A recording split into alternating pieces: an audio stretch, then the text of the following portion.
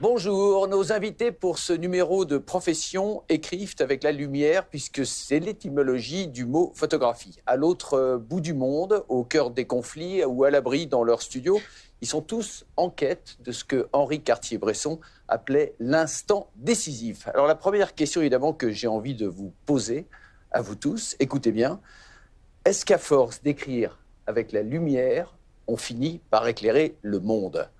Vous avez 4 heures. Qui s'y colle? Patrick. Allez, Patrick. Le sang brûlant. Ah là, vous êtes vache quand même. Je répète la question peut-être? Non. Mais, d'abord, nous, on travaille sans éclairage, à part celui des obus et des missiles. Ouais. Éclairer le monde, en tout cas, on est une transmission entre les gens qui souffrent ou qui se battent et les gens qui sont dans l'autre monde, celui de la paix. Parce que pour nous, le voyage, c'est un trait d'union entre les deux. Et donc, on les écoute, ils nous parlent et on subit avec eux les événements et on transmet, quoi.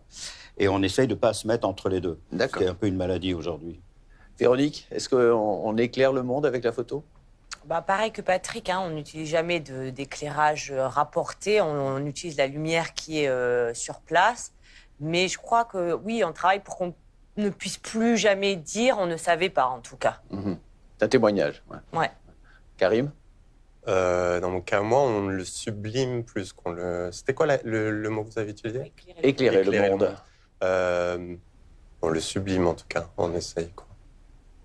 Charlotte? Oui, un peu des deux. Moi, j'essaye d'apporter justement de la lumière sur des sujets parfois tabous. Et donc, l'image devient un support pour se poser des questions, parler. Et donc, oui, en quelque sorte, c'est éclairant. Jane? Oui, je pense un peu comme Patrick, qu'on est surtout passeuse ou passeur. J'essaye dans mon travail à moi à montrer des choses que beaucoup de gens ne connaissent pas et ignorent ou ils ne veulent pas connaître ou n'osent pas y aller, voir. Dans ce sens-là, j'ai éclairé certaines choses, ça c'est sûr. Enfin, Paolo? Oui, je pense que la photographie, c'est un langage extraordinaire, que malheureusement, on ne l'apprend pas dans les écoles et tout, mais c'est vraiment, surtout aujourd'hui avec les iPhones et tout, c'est un langage dont tout le monde se sert. Mais je pense qu'on peut éclairer le monde si on fait de belles photos. Je pense que les belles photos peuvent rendre le monde meilleur et les mauvaises, moins bien. On va y revenir là-dessus. Pour dire les choses simplement, disons que vous représentez autour de cette table 2 grands courants de la photographie. Des photojournalistes qui se frottent à la violence du monde, à sa sauvagerie, et puis des photographes pour qui la puissance de l'image est liée à une recherche esthétique. D'un côté, la guerre, de l'autre côté, la paix. Est-ce que c'est aussi simple que ça, ou c'est évidemment plus subtil, à votre avis? Je ne sais pas si je suis la meilleure placée pour dire ça, mais je pense que c'est un peu plus subtil dans le sens où j'imagine que même dans le photojournalisme, il y a toujours un œil qui aussi tend à avoir une certaine esthétique sans qu'elle soit forcément contrôlée. Et même quand on met en scène, on peut aussi chercher à démontrer parfois des choses dures. Mais c'est ça qui est beau aussi dans la photographie, c'est à quel point les langages sont différents et chaque photographe ait une vision des choses. Donc c'est ça qui est très riche, quoi. Véronique, la frontière entre ces 2 mondes, elle est aussi... Nous, on nous fait souvent ce procès-là aux photojournalistes de esthétiser quelque chose de moche. C'est un procès que je trouve un peu n'a pas vraiment, un peu insensé, puisque en fait, en vrai, je crois que notre but, c'est de rendre la photo la plus frappante possible pour que les gens, quand ils regardent dans le magazine, ils s'arrêtent dessus et que le message puisse passer. Si on fait, on n'est pas là pour essayer de faire des photos quelconques. C'est ce qu'on doit aux gens qui nous ouvrent leurs portes et ça, de faire la photo la plus forte possible pour que les gens s'arrêtent dessus et que le message passe. Vous êtes d'accord, Jane? Oui, et je trouve aussi que le terme photojournaliste, c'est un peu réducteur. Je préfère moi-même le terme photographe, tout simplement, parce que des fois, je fais du pur photojournalisme, comme par exemple les mines antipersonnelles ou Trop de peine, mon travail sur les prisons. Mais d'autres fois, le travail que j'ai fait sur les prostituées, c'était une sorte de témoignage parce que j'ai trouvé les femmes très belles. Je le livre à l'audience qui ne les connaît pas. On essaie, je pense, tous de nous, je ne peux pas parler pour tout le monde, mais de faire la meilleure photo que possible, donc, quelle que soit la situation. Des fois, souvent, même, les gens sont très belles dans les photos, c'est parce que c'est pas nous qui les a rendues belles, c'est parce que les gens sont beaux. Ouais. Et on les laisse leur dignité. Même dans une situation épouvantable, elles ont toujours leur dignité. Et c'est ça qui les rend belles, pour moi en tout cas. Karim, Oui. oui, Paolo. je vous en Voilà, prie. Paolo, c'est ce qu'il disait, qu'il ne faut pas faire la différence entre photographe et photojournaliste. Moi, je pense que non plus, il faut la faire entre photographe de mode, photographe d'architecture, photographe de théâtre, photographe de guerre. Je pense qu'on est tous photographes, qu'il y a des bons photographes et des mauvais photographes. Autour de cette table, ils sont tous bons, bien sûr. mais je pense qu'on cherche tous un peu la même chose. Comme elle dit, on cherche la beauté, on cherche quelque chose d'humain, quelque chose, une profondeur. Et on cherche tout la même chose autour de cette table. Même si Patrick elle travaille dans un champ de guerre et moi et Charlotte dans un studio de mode et tout, quand même l'intention est la même. C'est quelque chose on cherche quelque chose de bien, de profond, d'humain, de beauté, de quelque chose qui fait du bien à l'humanité. On est d'accord, Karim? On est d'accord que c'est pas aussi manichéen que la guerre, la paix, tout ça, mais que, enfin, moi, je risque pas ma vie en allant prendre une photo. Ah oui, mais ça, c'est différent, donc, bien effectivement, sûr. les contingences sont complètement différentes, mais la recherche de faire une bonne photo, une photo qui parle, une photo avec de l'émotion, une photo qui dénonce quelque chose, qui met en valeur quelque chose, je pense que ça, c'est... Oui, mais chose risquer qu'on a sa vie, tous ça en rentre commun. pas en ligne de compte. De toute façon, c'est pas ça notre histoire. C'est de trouver la bonne distance Ouais, bien sûr. Ouais. pour le respect de la personne qui nous parle, qui s'ouvre à nous. Et comme vous disiez, éclairer le monde avec des images sombres, c'est pas évident. Parce que, mais c'est ça, c'est trouver la dignité chez ces gens qui souffrent. Et la beauté, malheureusement, dans la guerre, il y a aussi de la beauté et de la générosité. Enfin, Exactement. heureusement, d'ailleurs, d'une certaine manière. Exact. C'est Napoléon qui disait « Ah mon Dieu, que la guerre est jolie Ouais. ». Alors, on ne sait pas sur quel ton il disait. Ouais. Si c'était cynique ou avec une vraie admiration. quoi. Les deux, je pense. Bah, il aurait fallu qu'on y soit pour répondre Voilà. à la question. Et là, il Et y avait nous des n'y plaques. étions pas, Il y avait Patrick. Non, Presque. presque, pas loin. Patrick a dit des mots très importants, la dignité, le respect de son sujet, c'est très important. Une des photos que j'ai toujours admirées le plus, c'est une photo de peine. C'est deux petits enfants à Cusco, au Pérou, et c'est des enfants qui étaient descendus de la montagne et tout, ils ne savaient même pas parler presque.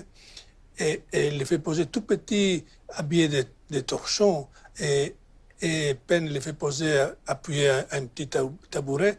Elles sont comme une princesse et un prince. Je ne sais pas si vous connaissez cette image. Ouais. Et elle leur donne une dignité et une beauté. Et ils ne sont pas beaux, hein, loin de là.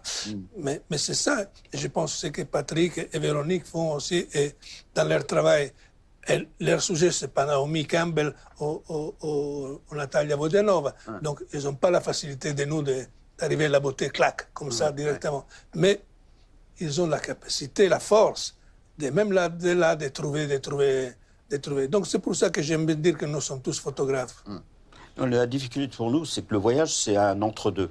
C'est entre le monde de la paix et le monde de la guerre. Donc, il faut qu'on change de monde. Oui. C'est Comme si on allait le temps sur la Lune. d'attente. Ouais. Et on rencontre des gens d'un seul coup qui nous ressemblent. Pourtant, on a changé d'endroit.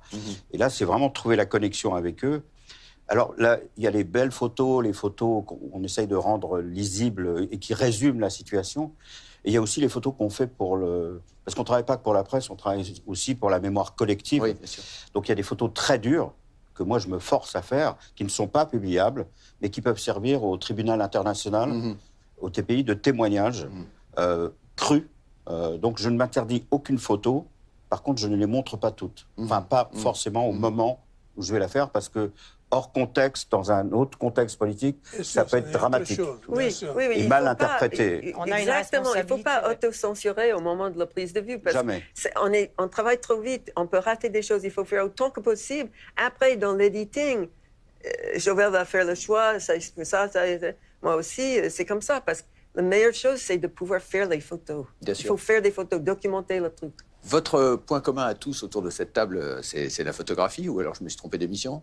La différence entre vous, c'est que, alors, il y en a les photojournalistes qui captent ce qu'ils ont sous les yeux, et puis les trois autres qui mettent en scène ce qu'ils veulent obtenir.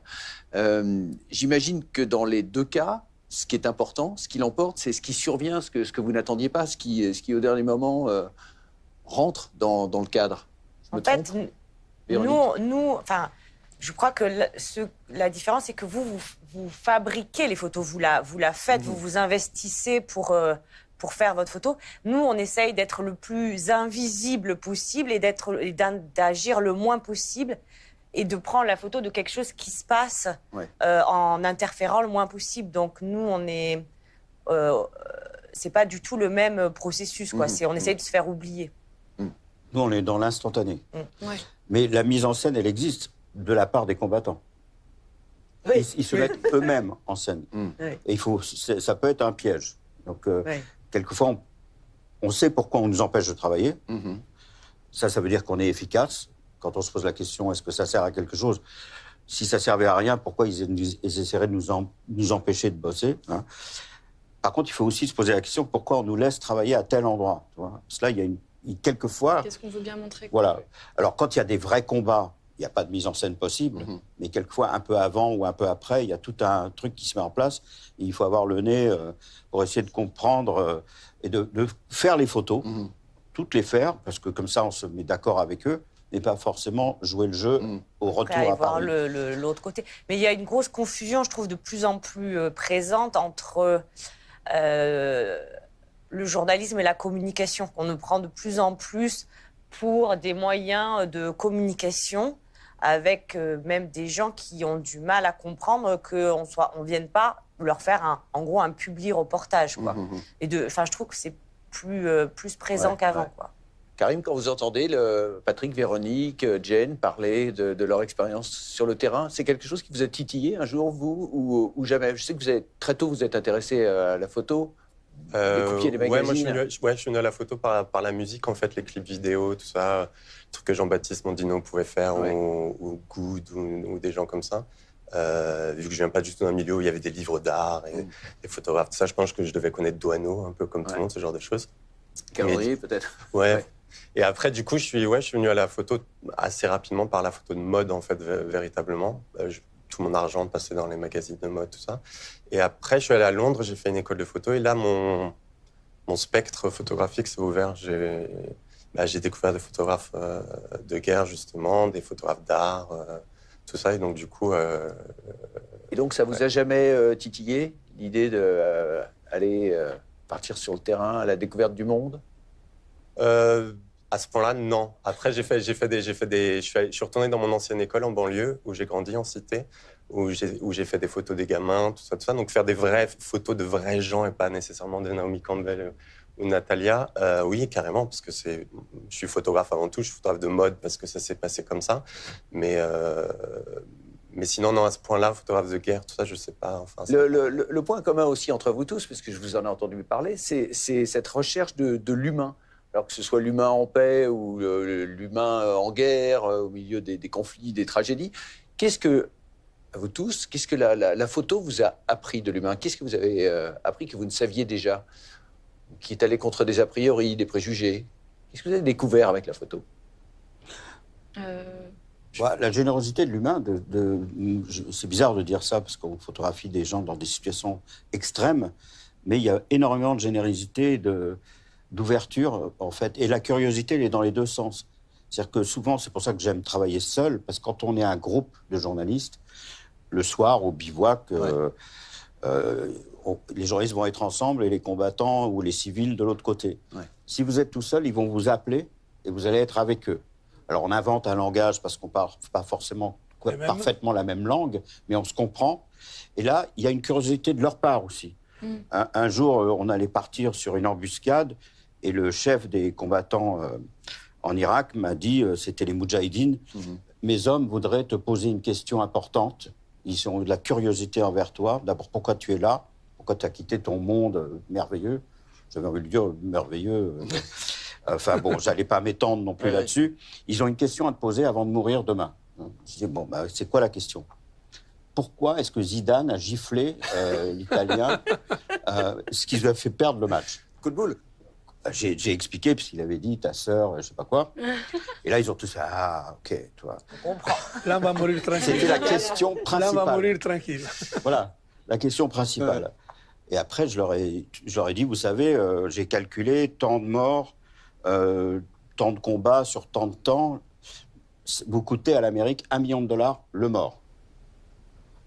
Et le type m'a dit, mais ils sont idiots. Moi, s'ils me donnent $100 000, j'arrête. J'ai dit, il va falloir transmettre l'information. Donc, la curiosité, elle est dans les deux sens, ouais. quelquefois. Hein. La générosité, ce que vous avez découvert dans l'humain grâce à la photo, Patrick. Jane? La générosité, évidemment, comme il a dit, mais aussi l'incroyable capacité de s'adapter de l'être humain. Parce que dans toutes les situations, même les situations les pires qui existent, tu vois l'être humain qui ne cède pas, qui se lève le matin. Bon, il y en a quelques-uns qui n'y arrivent pas, mais la vaste majorité des gens. La femme que j'ai photographiée qui a un bras, une jambe et un enfant, pourquoi elle se lève le matin? C'est incroyable. Et les gens en prison, c'est un autre très bon exemple. Avec les années à tirer, elle continue, elle continue, elle continue. Donc la ténacité. L'adaptation de l'être L'adaptation, humain. l'instinct de vie. Oui. Dans une pauvreté aussi terrible, ils continuent à vivre. Non, mais dans les, Tout est ouais, relatif, dans les bien situations sûr. extrêmes, c'est vrai que bizarre. Enfin, pour les premières fois, ça fait bizarre. La vie continue. Oui. C'est toujours. Je sais pas. La première fois où je suis allée en Irak, de voir, alors que c'était encore la guerre civile et tout, de voir des enfants qui sortaient de l'école et qui achetaient une glace. On se dit, mais c'est idiot, ils prennent des risques inconsidérables pour une glace. Et puis en fait, c'est pas ça, c'est qu'ils vivent. C'est la vie qui doit gagner. Et donc, c'est vrai que les premières fois, c'est très surprenant. Ouais. Et après, en fait, mais en même temps, c'est beau. C'est la vie en dépit de tout, de la guerre. Et les gens continuent de se marier, d'avoir des enfants, de profiter aussi. De rigoler. Oui, c'est la résistance. Oui, c'est ça. La résilience. Ouais. La résilience. Charlotte, vous êtes la junior autour de cette table. Qu'est-ce que vous avez déjà découvert, vous? Moi, ce qui m'a assez Ce qui touche à frappé, l'humain. c'est la force, le pouvoir de la photographie pour quand les gens se voient eux-mêmes dans les photos et l'apport de bienveillance que ça peut avoir ou de réaliser quelque chose, et au final quelque chose d'assez thérapeutique, quoi. Et de se sentir vu peut-être autrement, ça redonne aussi confiance, cet apport que peut apporter la photographie et qui met en place quelque chose qui n'aurait peut-être pas lieu s'il n'y avait pas un appareil photo. Et c'est ça qui est assez magique, c'est comment un objet comme ça et tout ce qui signifie fait comme connexion et comme réalisation intérieure. Carré. Moi. Bah oui. Non, alors je peux vous la poser à l'envers. Qu'est-ce que vous avez découvert sur l'humain ou qu'est-ce que vous avez découvert de vous-même en photographiant? J'ai découvert que les gens se mettent à nu en fait quand on prend quelqu'un en photo en fait. En tout cas en tant que photographe, je ne sais pas comment c'est perçu par l'équipe autour, mais on se rend compte qu'il n'y a pas de tricherie possible parce que même les gens qui fanfaronnent, quand on font beaucoup, on voit bien s'ils sont à l'aise, pas à l'aise. Il y a quelque chose, il y a une véracité qui se dégage en fait du moment où on prend quelqu'un en photo. Où vraiment il n'y a pas de triche. Alors nous, après, on peut tricher, le mettre en scène, l'éclairer, le sublimer ou pas, ou tout ça, mais en tout cas, humainement, et c'est aussi le cas quand on photographie des gens qui ne sont pas mannequins, je sais pas quoi, des politiciens, des acteurs, des chanteurs, on découvre en fait des faces cachées de ces gens qu'on n'imaginait pas, a priori. Charlotte est la junior, vous êtes le patriarche, vous le rappeliez vous-même tout à l'heure. Donc, c'est normal. Qu'est-ce que vous avez découvert, vous, au fond? Parce qu'à 13 ans, vous vouliez être poète. Oui, j'ai un rapport très mystique avec la photographie. Moi, ce qui m'a appris la photographie, c'est que chaque être a une âme, et que la photographie, elle a le pouvoir, la force de pouvoir la sentir et faire apparaître. Ouais. Et c'est une magie qui n'arrive pas chaque fois, mais ça peut arriver. Je pense que tu as cette expérience aussi. Et ça peut arriver en tout type de photographie. Ça peut arriver l'âme des choses, l'âme de ton sujet qui apparaît. Je ne sais pas Ça, c'est la magie de la photographie. Vous êtes un médium, d'une certaine Un manière. médium, Vous êtes à la un frontière médium entre les ou deux mondes. Un sorcier, un gourou, tout comme tu veux. Alors la différence peut-être aussi entre vos deux approches de la photo, et elle est fondamentale, c'est que un certain type de photo, la vôtre, le photojournalisme, a besoin de légende, alors que la vôtre, la photo de beauté, de mode, appelons-la comme on veut, se passe de légende. On est d'accord là-dessus? Pas forcément. Non. Non. Non, je pense pas. Je pense que presque parfois j'ai l'impression que c'est un peu un faux débat, le débat de mettre une légende ou pas mettre une légende. Ça dépend. Il y a des photos qui sont assez littérales, d'autres photos qui peuvent être sujettes à plusieurs interprétations et c'est peut-être recherché et ça dépend. Je pense que c'est pas aussi manichéen encore. Pour nous, la légende est importante parce que les pour le conséquences contexte, bien sûr. sont terribles si c'est mal interprété. Oui, c'est ça. Au Vietnam, j'ai fait une photo d'une jeune femme qui remerciait les soldats américains comme ça, qui était sur un blindé assez haut. Et un journal avait balancé la légende, elle les supplie de ne pas la tuer. Ah ouais. Alors que le soldat américain venait de lui donner ses rations de nourriture et elle remerciait. Donc à partir de là, on avait fait imprimer sur l'arrière des photos les légendes. Donc les journaux n'avaient pas le droit d'aller à contresens de la légende. Donc pour nous, on est obligé, parce qu'une photo hors contexte, par quelqu'un qui ne connaît pas bien le sujet, ça peut être dramatique. Donc c'est les conséquences qui sont dangereuses. Donc la légende, c'est un garde-fou et une protection des gens qui sont sur la photo. Jane? Oui, exactement. Des fois, pour moi, dans mon travail, la légende est très, très importante. Par exemple, avec les prisons, parce que j'étais quand même une des rares personnes qui n'est pas une prisonnière ou une gardienne qui est entrée dans toutes ces prisons. J'ai appris énormément de choses. Et pour pouvoir transmettre toute cette information, parce que les prisonnières elles-mêmes n'arrivent pas, elles sont silencieuses.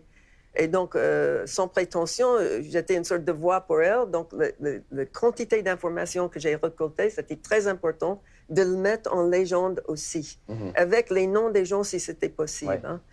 Par contre, Haïti, où j'ai fait un livre sur Haïti, c'est un travail de rue, où je connaissais à peine des gens. Et en fait, ce livre-là, c'est une ambiance de la rue. Donc, la légende, c'est superflu, c'est pas nécessaire. Hein? Mais la même chose m'est arrivée aussi avec une photo que j'ai faite en prison. C'était des filles dans les cages en Russie qui étaient en guise de promenade. Et le premier magazine qui l'a publié, ils ont écrit que les femmes étaient obligées de rester debout dans ces cages comme une sorte de torture toute la journée. Ils ont imprimé ça dans le magazine. Or, c'était complètement faux.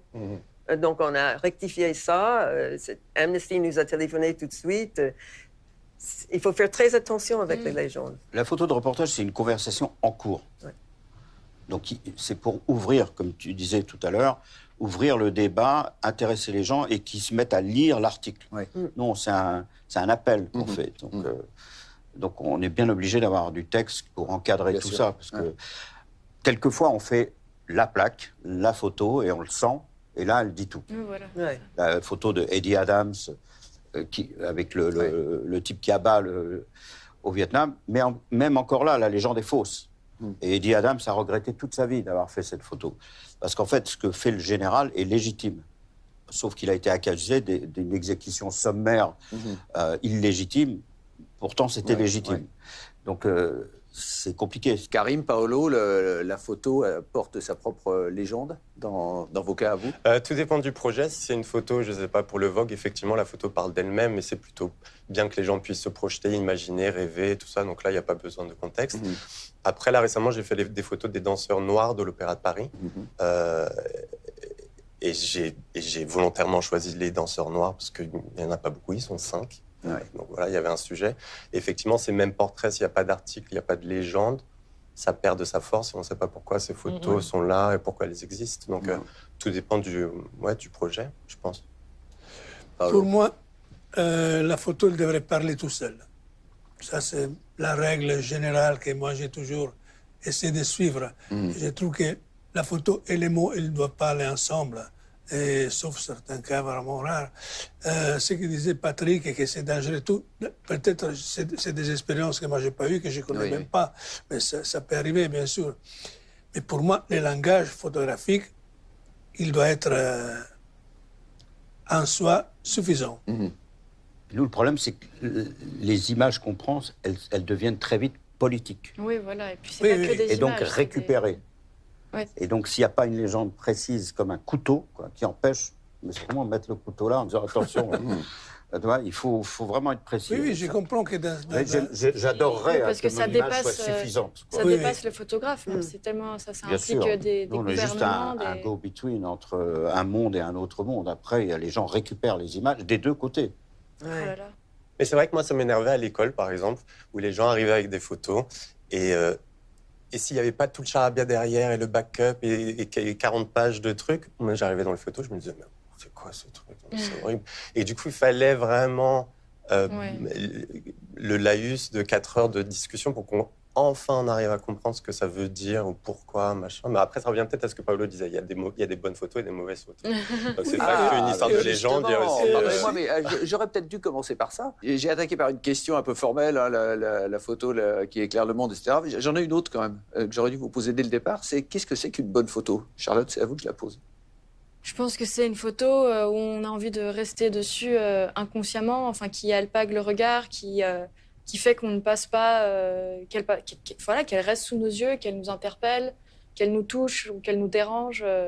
Une photo, voilà, il y a quelque chose d'assez parfois indéfinissable où on a un truc instinctif, que ce soit nous qui la prenions ou que nous la découvrions de quelqu'un d'autre.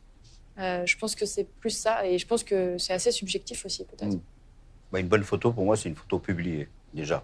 Ah ouais. J'avoue. Ça élimine beaucoup de photos, malheureusement. Et après, c'est une image qu'on n'oubliera pas. Voilà, moi je suis pour ça.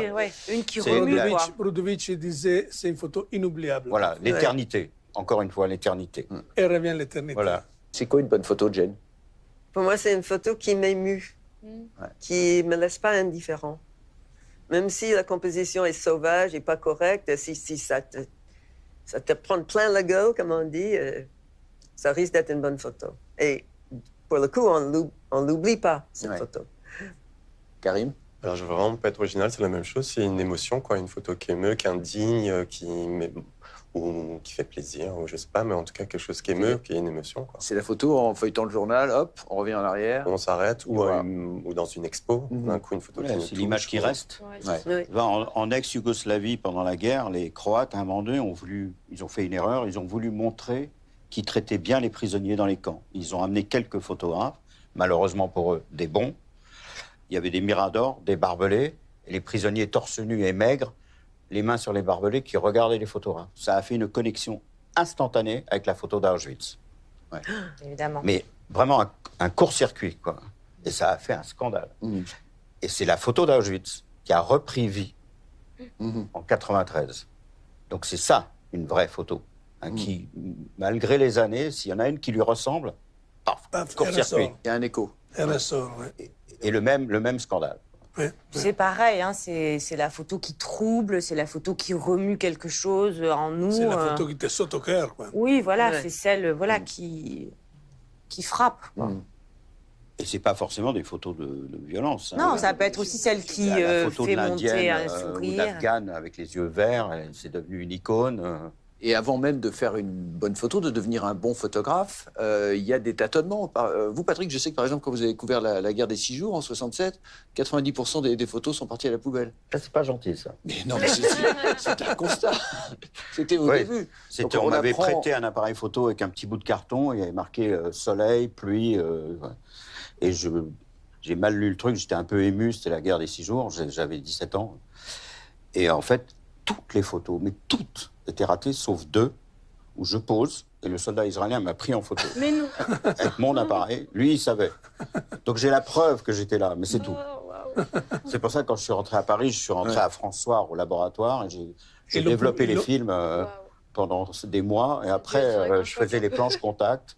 Mais en faisant les planches contact des grands photographes de François, parce que François avait des grands photographes, et il faisait ce qu'il y a de plus difficile, c'est-à-dire les faits divers, c'est très compliqué, très difficile, le tout venant, les choses chiantes, et ils arrivaient à faire des bonnes photos. C'est facile, hein, c'est plus facile de faire des bonnes photos quand il se passe des choses. Et en regardant les planches, et après, comme il me demandait de recadrer et tout, je voyais, j'apprenais.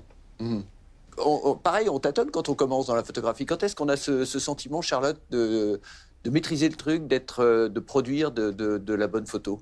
Bah, je pense que c'est pour ça qu'on continue, parce que soi-même, en tant qu'humain, tous les jours, on apprend, on découvre, on change. Donc, c'est aussi comment la photographie, moi, m'accompagne dans ma vie de jeune adulte et de comment je découvre le monde. Et oui, évidemment, c'est du tâtonnement toujours. Et après, on essaye de trouver une forme d'identité, puisqu'il y a beaucoup de photographes, finalement. Donc, il y a cet enjeu de trouver sa personnalité, sa singularité. Mais je pense que c'est toujours du tâtonnement et qu'il y a peut-être qu'il y a presque un risque à ne plus vouloir tâtonner. Karim, ça vous est arrivé aussi de jeter à vos débuts Oui. Alors, à quel Oui, moment et puis même des choses que j'ai fait au début que je suis pas très heureux de revoir maintenant. Mais ouais, non, on cherche, mais après, on apprend en faisant. Donc, en fait, faut pas se mettre de barrières, faut shooter, et puis... Et surtout pas scléroser. Moi, je suis pas trop sûr de se dire, ah, ça, c'est mon style, ça, c'est ça. Faut pas trop y penser, parce que les gens le définissent tellement pour vous, ce qui est censé être vos styles, ce que vous faites, tout ça, que du coup, si demain je fais une photo complètement avec un cadrage complètement abscon, en couleur, dehors, bah, ça restera ma photo parce que c'est moi qui l'ai faite. Donc à partir de ce moment-là, il ne faut pas se dire oh, qu'est-ce que moi, est-ce que si Paolo décide de ne pas faire, enfin à l'époque où vous shootiez à la chambre, mais de ne pas faire une photo un portrait comme ça très beau, un peu romantique, tout ça, et que tu décidais de faire un truc au flash avec un petit appareil jetable, ça resterait ta photo quand même. Oui, je pense que c'est trouver sa force peut-être, parce qu'on est tous différents face aux exercices, donc c'est trouver quelle est la meilleure forme d'exercice. Après, ça s'impose à toi au fur et à mesure que tu shootes. Il y a des choses qui paraissent plus naturelles. Et comme tu disais, tu grandis en tant qu'adulte. Il y a des choses que tu faisais il y a 5 ans que tu ne fais pas maintenant, et des choses que tu fais maintenant que tu ne feras pas dans 2 ans. Donc la photo évolue avec ce qu'on est, quoi. Paolo, vous avez trouvé votre forme assez rapidement? Non, pas si rapidement. Non, pas si rapidement. Mais j'ai lui parler des styles. Je trouve que le style, c'est pas une chose qu'on achète à la Fnac. Okay? Le style se forme petit à petit. Se forme petit à petit. C'est pas une chose qu'on dit. Non, je vois beaucoup de jeunes photographes. J'ai fait parfois des workshops et tout, qui disent ah, mon style, c'est toutes les photos coupées là. Je sais pas, mon style, c'est toutes les photos avec beaucoup de grains au télé. Mais c'est pas des styles, ça c'est des formules techniques. Le style, c'est une chose qui sort tout seul petit à petit. C'est ton âme. Ton style, c'est ton âme. C'est une sensibilité. C'est ton âme. Oui, je pense que ça change en plus, comme les peintres qui avaient leur période. Voilà, exactement. Je pense qu'on a. Et ça évolue avec toi, avec tes états d'âme et tout. Ce qui t'arrive dans la vie. C'est pas une chose fixe, figée. Bien sûr, mais c'est pas hermétique. Mais pour ce qui est de l'apprentissage, de la manière de maîtriser l'outil, enfin la lumière, vous dans les circonstances où vous travaillez, Jane, Véronique et Patrick, il n'y a pas le temps de se poser des questions. Il faut aller vite, il faut être sur le. Mais je sais pas pour vous, mais moi je suis pas du tout une technicienne, quoi. C'est, je veux juste que ça marche. Quand j'appuie sur le bouton, je veux que ce soit, que ce soit efficace. Et après, je sais pas, il y a pas trop la place vraiment à la technique. Donc après, ça devient comme un réflexe. Je pense qu'il faut que ce soit un réflexe pour que du coup on puisse faire attention à d'autres choses qui se passent, au cadrage et tout, et parce que ça va vite, quoi. Tous les grands photographes que j'ai rencontrés, c'est des super techniciens, même s'ils... Mais c'est quoi un bon technicien de la photo? Il connaît très bien ses caméras, il connaît très bien les pellicules. Le support, il connaît le support. Oui, il connaît le support. Et le problème, c'est qu'aujourd'hui, il n'y a pas de support. Ah bon? C'est l'appareil, tu le jettes en l'air, il retombe, tu as 2 doubles dans le match. Donc, non, j'exagère un peu, mais c'est presque ça. Et puis en plus, ils regardent leur écran. Moi, j'éteins mon écran. Je ne veux pas avoir... je veux découvrir le soir à l'hôtel, et là, je me suicide. Mais je vois les types font les photos, ils font une photo, ils font comme ça. Une jeune école et une vieille école. C'est peut-être nous, on ça est un peu de la même école. Moi, je suis juste entre les deux, parce que j'ai commencé aussi en film, mais pas très longtemps. Alors, le film, c'était important de connaître la qualité du support, bien sûr. C'est beau. Travailler au laboratoire avant. C'était indispensable. C'était important d'avoir été tireur et développé. Parce que tu connais, s'il y avait une matière, c'est comme écrire avec un stylo à encre ou un bic. C'est la différence. Et moi, je préfère l'encre. Et vous, Jane? Il y a beaucoup de choses qui étaient déjà couvertes. Je n'ai pas beaucoup de mémoire parce que je suis vieille maintenant, mais je vais essayer. Je suis toujours en argentique. Mais le peu de temps que j'ai utilisé un appareil digital, j'étais comme Patrick. Ça m'a dérangé de voir la photo tout de suite. C'est comme si j'arrête pour regarder la télé au milieu d'un reportage. Donc, j'ai éteint ça tout de suite. Maintenant, quand je fais digital, et de temps en temps, ça m'arrive, j'utilise l'iPhone. C'est parce que mon focal, c'est toujours 50 ou 35. Donc, l'iPhone est fait pour quelqu'un comme moi. C'est à peu près 40, je pense. Je pense qu'il faut une technique de base pour que tu ne penses plus à la technique. Voilà, c'est ça. Tu vois, c'est comme quand tu conduis une voiture. On ne pense pas, je vais changer 1, 2, 3. Non, tu regardes devant toi. Et c'est comme ça dans la photo aussi. Donc, moi, j'ai toujours travaillé avec des Leica. Il faut savoir où sont les vitesses, il faut bien savoir Oui, mais tu sais ça au début et après, tu penses plus. Quand j'ai dû apprendre le flash, j'ai eu du mal pour cette question de flash. Et j'ai mis des années pour pouvoir maîtriser assez bien pour pouvoir flasher. Finalement, j'ai pu le faire parce que j'ai dû le faire parce qu'en prison, j'avais besoin de beaucoup de flash. Tu vois, le style, tu le trouves. Parce que moi, comme je n'arrivais pas à faire marcher le flash, j'ai dit, moi, je ne fais jamais de photos au flash. Moi, j'ai fait pareil. Je n'utilise que la lumière naturelle. Moi aussi, la plupart de mes photos, c'est fait sans flash. Mais effectivement, mais quand même, la technique, pour moi, c'est un plaisir d'essayer de comprendre comment ça fonctionne. Oui, mais vous voyez, Voilà, c'est pas un plaisir pour moi. mal. Moi non. Ni pour elle. Tu vois, c'est Je le sais truc de pas mec. Voilà. Je le cache. Ouh, Karim, pour les cas, là. Ouais. Ah bah tiens, J'ai pensé que c'était un cadeau pour nous. si j'avais les moyens, ce serait avec plaisir. C'est les Si je monochromes. pose cet appareil, Ah non, là, l'M6. ça vous évoque quoi? Moi, j'aimerais bien que ce soit le mien, déjà. C'est magnifique. C'est un outil magnifique. Moi, je crois que les couleurs, c'est pas les miens, ça, de me la... Oui. Non, c'est Numérique déjà. Il y a la Argentique, lenteur. pardon, Il y a la lenteur là-dedans. Donc, le temps de prendre la photo. Parce qu'aujourd'hui, on est passé du no man's land à no time land. Tu vois. Ça va tellement vite avec le digital, c'est qu'on n'a même pas le temps de la photo et puis elle s'en va, quoi. Ouais. Avec ça, je savais qu'à l'intérieur, j'avais un trésor. Enfin, j'espérais. Et quand tu es en patrouille au Vietnam, à l'époque, dans les années 70, tu as encore une semaine de patrouille, il reste 4 vues. J'ai pas d'autres films. À quel moment tu vas décider de faire le clic qui va résonner dans ta tête? C'est génial. Alors, à l'époque, je trouvais ça affreux, mais aujourd'hui, je regrette. Alors, j'ai toujours un Leica argentique avec moi, donc je fais les vitesses qu'il faut pour attraper l'instant, mais quand je vois une photo et que j'ai le temps, argentique. J'ai simplement oublié de vous demander comment est-ce que vous êtes devenu photographe. C'est quoi, par atavisme, par... il y a eu Par un hasard. Par hasard. Par hasard. Vous hésitiez, pardon, Paolo. Vous hésitiez, vous vouliez être poète à cette Je époque-là. voulais être poète, je voulais être metteur en scène de théâtre, je voulais être autre chose. Une jeunesse très littéraire, et puis c'est fini sur l'image. Bah, t'es toujours poète et metteur en scène, quelque Voilà, part. toujours. Merci. On s'est parlé avant. Hein. Oui, je sais. On a préparé nos coups. Charlotte, Voilà, j'ai droppé les compliments. comment est-ce que vous êtes devenu photographe vous Bah aussi un peu par hasard. Enfin, j'ai eu la chance d'avoir des parents qui m'avaient offert parfois des appareils photo jetables quand j'étais enfant.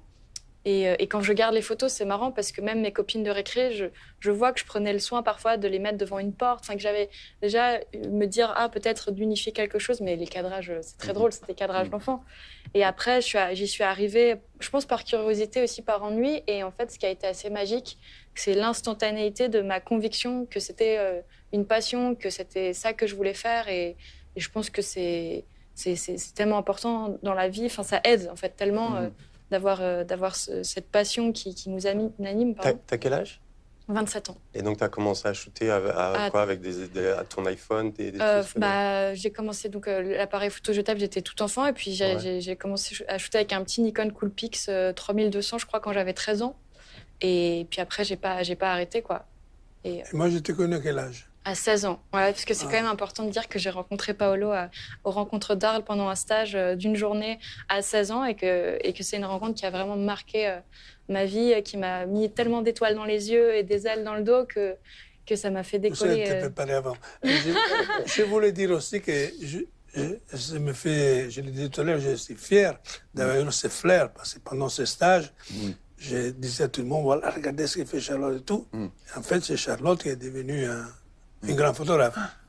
Donc... C'est dommage, j'étais dans ce stage et il ne m'a pas remarqué. Je me rappelle pas.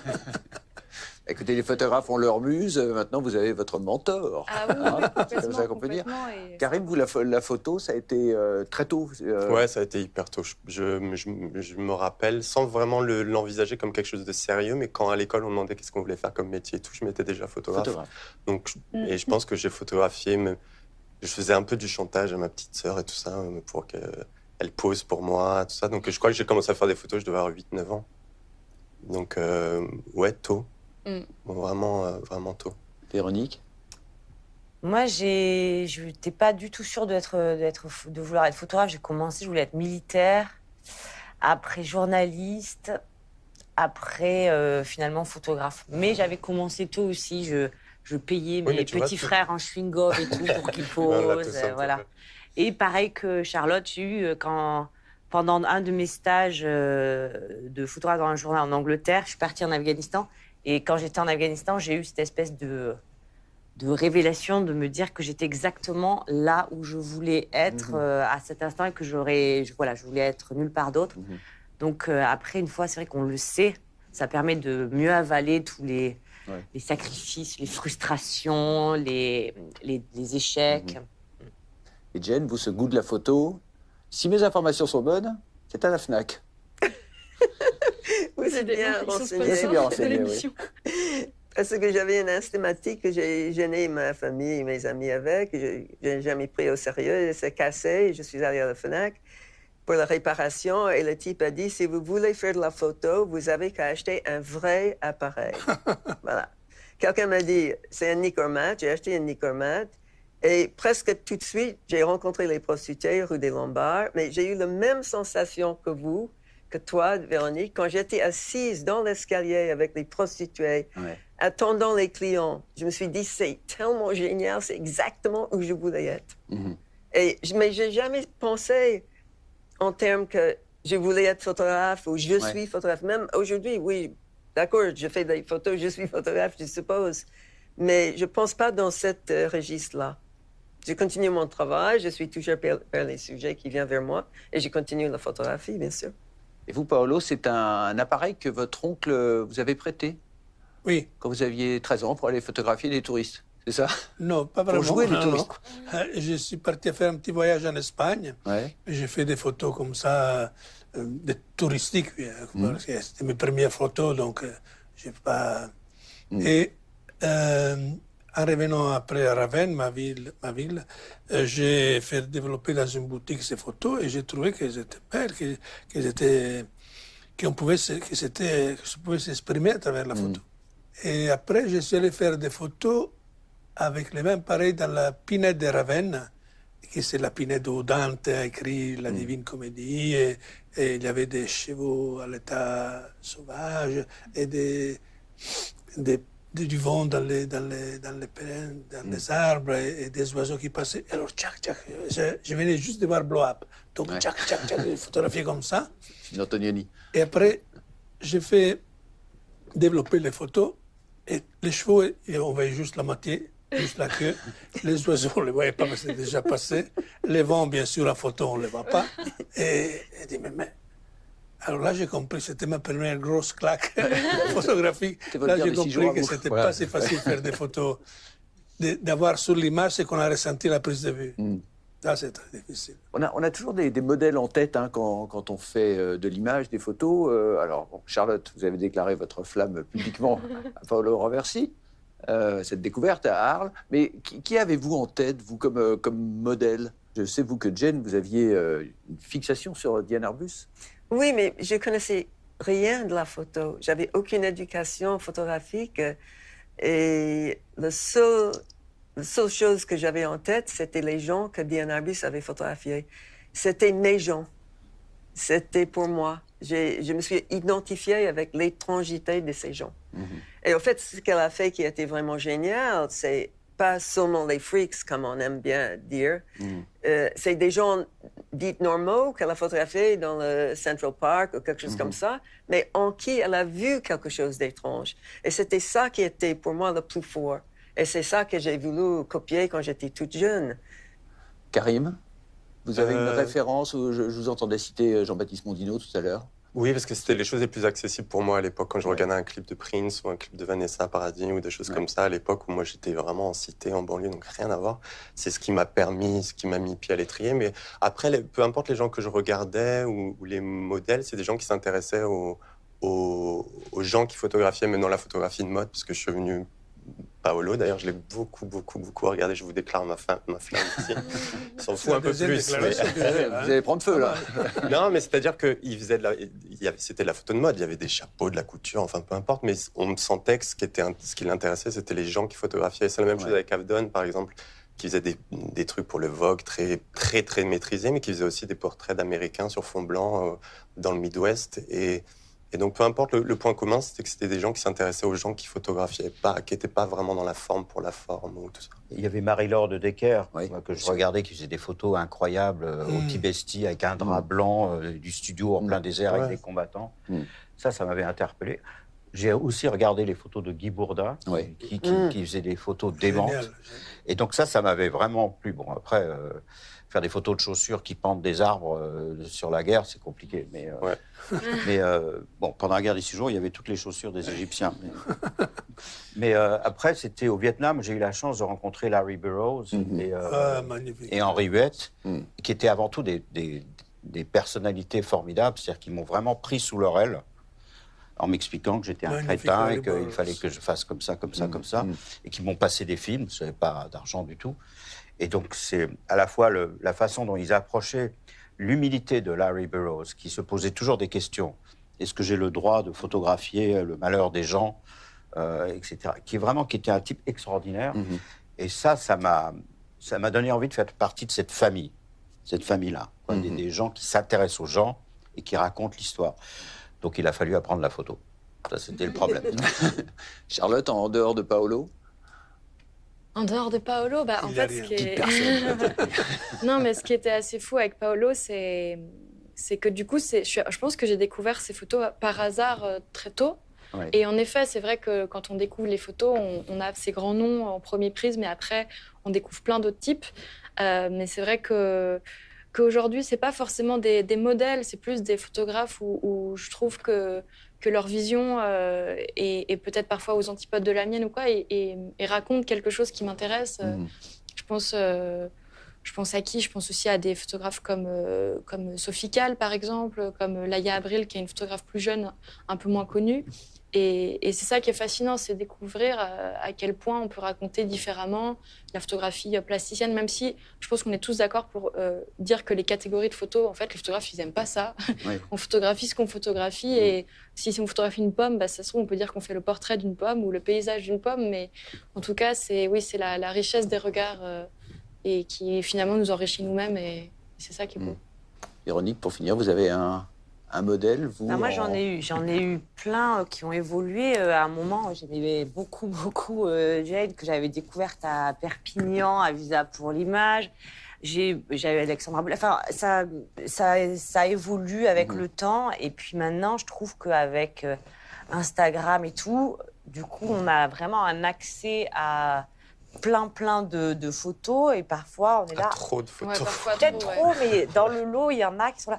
Ah ouais, c'est intéressant, c'est surprenant, j'adore. Enfin, on a des inspirations qui viennent un peu. J'ai eu la chance de rencontrer Robert Frank. Ouais. Et j'ai eu la chance de partager belle amitié avec lui. Et je crois que c'est lui mon mentor principal, qui m'a appris vraiment l'humilité, l'intégrité aussi. Et c'était vraiment... Mais j'adore aussi Diana Arbus, bien sûr. Diana Arbus, quand je suis arrivé à Paris, je ne connaissais pas Diana Arbus. Je pense que c'est arrivé il y a longtemps. Et peut-être Laurence Sackman aussi, avec qui vous avez travaillé? Oui. Et Laurence aussi. Laurence m'a tout appris. Mais d'ailleurs, quel a été, pour vous tous, et avec vos expériences aussi différentes soient-elles, le moment le plus bouleversant de votre métier de photographe? Si vous deviez garder un souvenir? C'est dur, hein. C'est dur, oui. Moi, j'ai pas trop de mal à y répondre. Moi, personnellement, c'est le projet que j'ai fait sur mon père, en fait. Et tout ce que la photographie a apporté, parce que mon papa était vieux, il a eu des séquelles neurologiques après un cancer et un coma, et la photographie, en fait, est venue nous reconnecter aussi parce que ça dépassait justement le langage, etc. Et donc, je dirais, c'est toute l'aventure photographique que j'ai pu vivre avec mon père, qui est de loin marquante pour moi. Karim? Moi, je ne sais pas s'il y a comme ça un moment d'épiphanie véritable. Non, plutôt, je suis bouleversé de faire mon rêve de gamin et que ça continue. Ouais. Mais je vis de ça au quotidien. C'est quand même génial de pouvoir vivre de sa passion. Ça paraît bateau, mais c'est vrai. Et surtout, je passe mon temps quand on shoot à dire « Ah, c'est beau, c'est sublime, c'est beau ». Je connais pas grand monde. Moi, ma petite sœur, elle ne dit pas « C'est beau » toute la journée au boulot. Donc c'est quand même génial. On a de la chance, quoi. Enfin, je suis très chanceux. Jen, un moment? Beaucoup de Un chance. moment, oui, il y a beaucoup de moments, mais évidemment, je pense à la femme en prison qui avait tué ses 2 enfants. Dans tous les prisons où je suis passée, il y avait 1 ou 2 femmes qui ont passé à l'infanticide. Et je savais qu'il fallait montrer ça, mais elle restait toujours en cellule la semaine que j'étais en prison parce qu'elle avait tellement honte. Par contre, cette femme-là, elle m'a sollicité de venir en cellule et de la prendre en photo. Donc, je me trouvais en face d'elle. Elle était un peu corpulente, assise à la table devant le lit. Elle me montrait les photos de ses 2 enfants qu'elle avait tués. Et je savais, ça, c'est la photo. Et j'arrivais pas à faire la photo. La situation était tellement grotesque parce que c'est elle qui aurait dû signer l'autorisation pour les photos des gamins, mais c'est elle qui a tué les gamins. En fait, j'ai pas fait la photo. Et finalement, elle a voulu vraiment expliquer qu'est-ce qui s'est passé. Ça a duré très, très longtemps. Je l'ai écouté. C'était par bribes de phrases où elle m'a raconté. Et finalement, je l'ai photographiée comme je l'ai trouvée, assise comme ça. C'est la légende qui dit l'histoire, c'est pas la photo. Et à un moment donné, j'étais tellement bouleversée par la situation que je lui ai demandé, mais pourquoi vous voulez que je vous prenne en photo? Et elle m'a répondu, ça m'aide de commencer à comprendre la chose terrible que j'ai faite. Et ça c'était incroyable. C'est vrai que la photographie peut être thérapeutique, on dit. Thérapeutique, thérapeutique. oui. Ouais. Ouais. Vous, c'était quoi votre moment alors, Paolo? Mon moment. Ouais, le moment le plus bouleversant que vous ayez Je vécu. pense que c'était... Il y en a eu plein, hein. Il y en a plein parce que je suis un vieux photographe. Mais je pense que c'était la première fois que j'ai photographié Kirsten Owen. C'était un jeune modèle canadien. Et c'est la première fois que j'ai eu cette frisson, cette émotion de photographier l'âme d'une personne. Et ça, c'était vraiment la première fois que j'ai senti ça. J'ai dit, waouh, si on peut faire ça, c'est extraordinaire la photographie. Ce rôle de médium dont vous parliez Ouais, tout à l'heure. ouais. Et vous, Patrick? C'est une photo au Vietnam d'un soldat noir qui découvre son camarade blanc mort et qui tord les bras. Le problème, c'est que c'est pas ma photo. Ah oui, la photo C'est extraordinaire. la photo de Larry Burroughs. Donc depuis, je cherche à retrouver cette émotion à travers mes photos. Il y a eu un moment donné très fort au Kurdistan iranien où les types m'ont amené assister à une exécution d'un Kurde. Et j'avais l'appareil photo caché dans une écharpe. J'étais dans la foule parce qu'évidemment, les gardiens de la Révolution Ça rigole pas. n'étaient pas photosensibles, hein. Enfin, ou plutôt très photosensibles. Et le type était abattu, attaché, comme ça. Et il m'a vu. Il a vu l'appareil photo. Et il s'est redressé. Et pour moi, ça, c'est ma présence. Il savait qu'il allait devenir éternel, qu'on ne l'oublierait pas. La photo, le problème, c'est qu'on voit la moitié de l'écharpe et un bras du type. Donc, mais si j'avais réussi cette photo, pour moi, c'était fort parce que j'ai vu la connexion entre lui et mon appareil photo et la force que ça lui a donnée. Mais finalement, c'est pas très grave. Ouais. Parce que Moi, c'était je plus crois que la important photo pour est lui. forte quand même, Ouais, même si on voit de la toute chape. façon, je ouais. vois. Ouais, c'est Voilà. le moment qui est... Ça me fait penser ce que vous racontez à cette photo extraordinaire pendant la Révolution mexicaine, du type qui sourit avec le cigarillo, là, qui sourit devant le peloton. Parce que la photo, ça renvoie aussi... ils existent une deuxième fois, les gens. Oui, bien sûr. Ouais. Même les morts, quelquefois. Tu vois. Moi, j'évite de photographier les morts, sauf quand ils racontent quelque chose, quoi. Et quelquefois, t'as presque l'impression qu'il se relève, tu vois, qu'il va dire quelque Qui chose. ressuscite. Voilà. Donc Mais c'est la fort, photo ça. peut faire ressusciter. Moi, je te dis, j'ai une vision très mystique de la photographie. Ça peut être une vraie résurrection. Bah, déjà, quand tu fermes les yeux, tu revois les situations comme ça. Exactement, mais ça, c'est une résurrection. T'as une persistance optique. La des résurrection. moments Je crois forts. que les photos qui restent le plus, c'est celles qu'on... Enfin, pour nous, c'est celles qu'on n'a pas faites. C'est les loupés. Ouais. C'est celles qu'on s'était imaginées qu'on avait fantasmé. Je trouve qu'on devait tous qu'on n'a écrire pas un livre, réussi, des photos qu'on n'a parfaites. pas réussi à faire ou à retransmettre pour quelqu'un. C'est celle qui reste avec nous et qui nous hante, je pense. Et vous avez un moment, vous, Véronique, qui vous reste comme ça? Ben, moi, j'ai une photo de vous en tête, je vous en parlais tout à l'heure, ce taliban. Ah, là, le taliban aux yeux verts. Ouais. Incroyable. Tout est un peu du même ton, Incroyable. le fusil, tout un peu Lui, je l'ai comme retrouvé ça, il n'y a pas ouais. longtemps, là, en novembre, 15 ans après. Ah, c'est vrai? Ouais. Toujours taliban et tout. Non, moi, la photo, enfin, celle qui me hante, c'est une photo où j'étais partie, c'était à mes débuts, je vivais en Afghanistan, il y a eu un gros tremblement de terre au Pakistan. Je suis arrivée, c'est la première fois où j'étais confrontée à une catastrophe naturelle, autant de morts et tout ça. Et à un moment, je vois un père qui porte un sac, en gros, un sac à patates avec des trous, et il y a 2 petites jambes qui dépassent. Et là, comme ça, sa fille, qui était pareil, 5-6 ans, qui était morte, qu'il avait retrouvée sous les décombres de sa maison. Et là, j'ai voulu prendre la photo, et mon appareil, il pesait 2 tonnes. J'ai pas pu. Et pourtant, elle était, pour le coup, enfin, elle était tellement parlante de l'horreur de ce que les gens vivaient et de la catastrophe, mais j'ai pas pu prendre cette photo. Parce que tu étais submergée par l'émotion, parce que tu te l'interdisais ou Non, c'était- non, je voulais la prendre, mais vraiment, c'est bizarre. Hein. Mon appareil photo, il était trop lourd. Et j'ai pas pu faire truc. Après, je l'ai suivi. Il allait enterrer ses enfants, mais c'était bon. Bref, c'était pas la photo que j'ai vue et qui reste là, mais que j'ai pas pu prendre.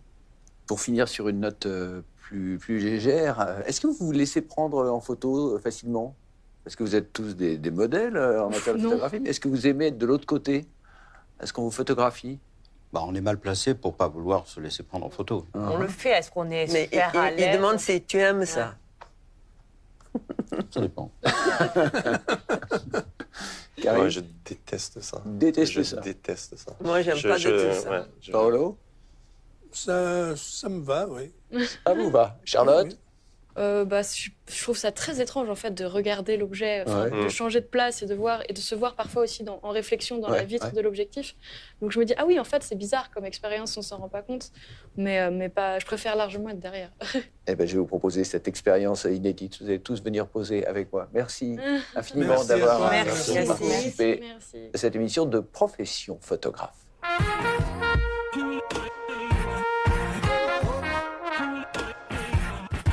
J'ai voulu parler de ta photo avec le chat. Parce que pour moi, c'est une photo qui est très sous-entendue, mais vraiment, ça montre l'horreur de la guerre. Tu as tout eu dans une seule photo comme ça. Je parlais à Robert Frank et il m'a dit, mais il te reste Paolo de Polaroid? J'ai dit, Robert, ils sont tous périmés, mais nous aussi, nous sommes périmés. Ceci, comme un perroquet, là. Ouais tombe pas. Ah, moi, là, j'ai l'air tout petit, là, maintenant.